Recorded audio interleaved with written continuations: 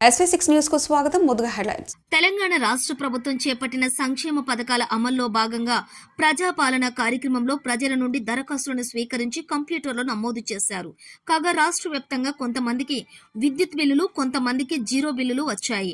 బిల్లులు వచ్చిన వారు జీరో బిల్లు కోసం తిరిగి దరఖాస్తులు చేసుకున్నారు. దీంతో అర్హులైన ప్రతి ఒక్కరికి జీరో బిల్లు అమలు కావడానికి ప్రభుత్వం జీహెచ్ఎంసీ మండల కార్యాలయాల్లో జీరో బిల్లుకు దరఖాస్తు చేసుకునేందుకు ప్రభుత్వం వెసులుబాటు కల్పించింది.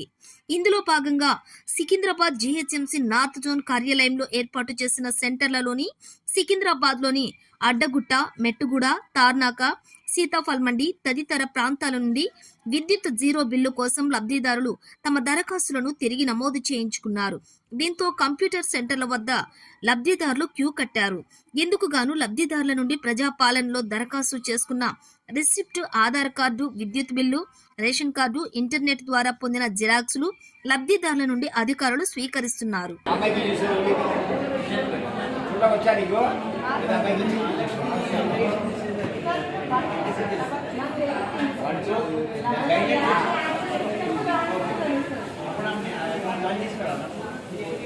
అప్పుడు ఎట్లా ఉంటాయి